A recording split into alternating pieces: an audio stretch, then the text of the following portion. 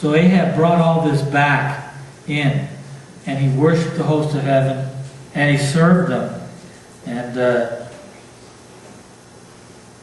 verse 5, and he built altars for all the host of heaven in the two courts of the house of the Lord. So that he brought this into the courtyard of the temple of God.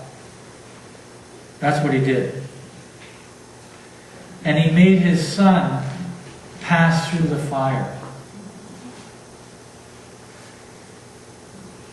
unto death.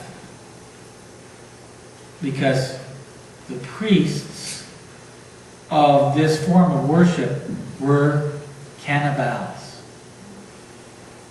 And the practice was to sacrifice children. They sacrificed adults as well. And in fact, the Romans picked up as a custom under the time of what they call Saturnalia or Saturnalia, which is that period for about a week in December where the Romans would have great celebrations, revelry, drunkenness, parties, and they would put to death at the end of that a human sacrifice. It was all you have to do is open the encyclopedias and read this stuff. This is history. These are facts. These are things that were done as practices by these nations. The Teutonics would feed and fatten up 9 men and put 9 men to death at the end of their worship period of great revelry. And this all is common amongst the nations. Every nation was the same. So no nation was better than the other. And Israel took on the same form. So we're reading down verse 6, and he made his son pass through the fire. He observed times and used enchantments and dealt with familiar spirits and wizards. He wrought much wickedness in the sight of the Lord to provoke him to anger. And what else he did? He set a graven image in the grove that he had made in the house of which the Lord said to David, to Solomon's son, in this house and in Jerusalem, which I have chosen of all the tribes of Israel, will I put my name forever. Yes, he brought the tree worship inside the temple of God. And he decorated those trees.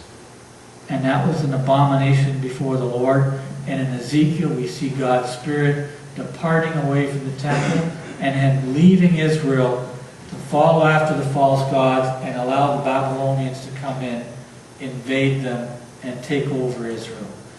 And allow Israel to serve the gods of other nations. Clearly, God was not pleased with this tree worship. Clearly, God did not want Israel to have anything to do with it. 2 Kings 23. And this is where Josiah, king of Judah, finds in the temple of God the word of his covenant. You can get that in the first 4 verses of chapter 23. And he commanded in verse 4 the high priest to bring forth out of the temple all the vessels that were made for Baal and for the grove, because there were vessels in the temple for the groves, and for all the host of heaven, all those hosts of gods that they worshipped in the temple. And they burned them without Jerusalem in the fields of Kidron and carried the ashes of them unto Bethel. So we see Josiah jealous for the Lord and cleaning up all these things that had come into the temple. And he put down the idolatrous priests whom the kings of Judah had ordained to burn incense in the high places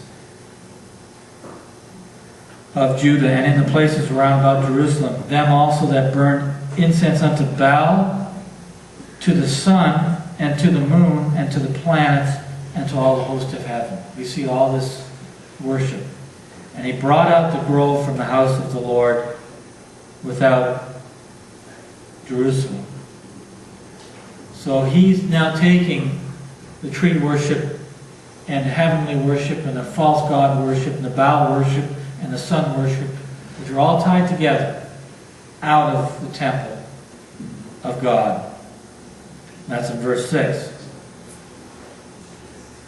And in verse 7, he break down the houses of the Sodomites that were beside the house of the Lord, where the woman wove hangings for the groves.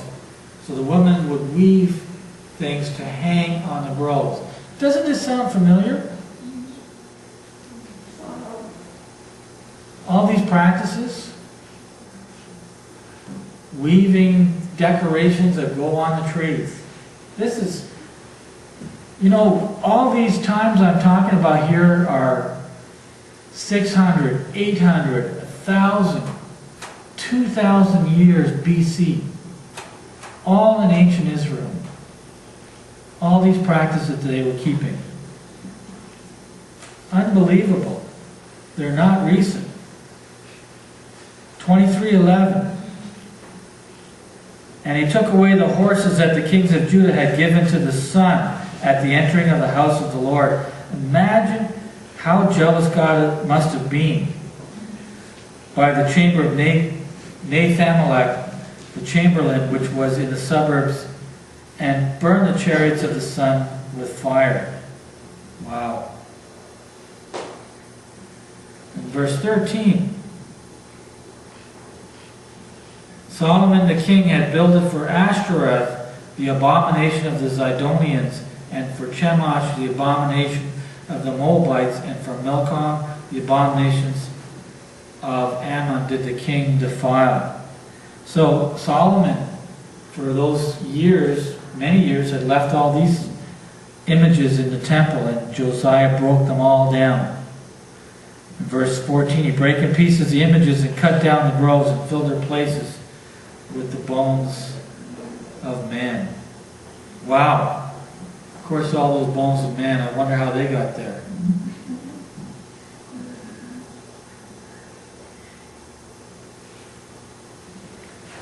And in verse 21, and the king commanded the people, saying, keep the Passover unto the Lord your God, as is written in the book of this covenant.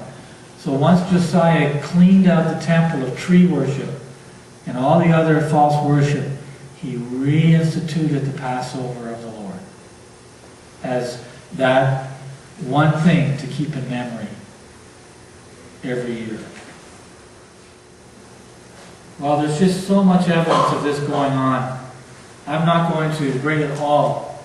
I think I brought enough to make a case that Israel had fallen the way of the heathen, and that they had this false worship, this tree worship.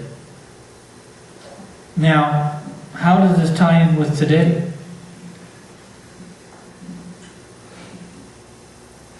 We know today that we have a purpose, that we must worship God in spirit and in truth. Israel had the opportunity to worship God in spirit and in truth, holding Him as the one true God and not allowing these false practices to come in. They were guilty because they knew. For many today, they don't know. And I don't stand here ready to judge harshly any person, because we're in the dispensation where Jesus has given His life as a sacrifice to save who? He came as a doctor to save the sick. The whole world was sick, is sick. The whole world is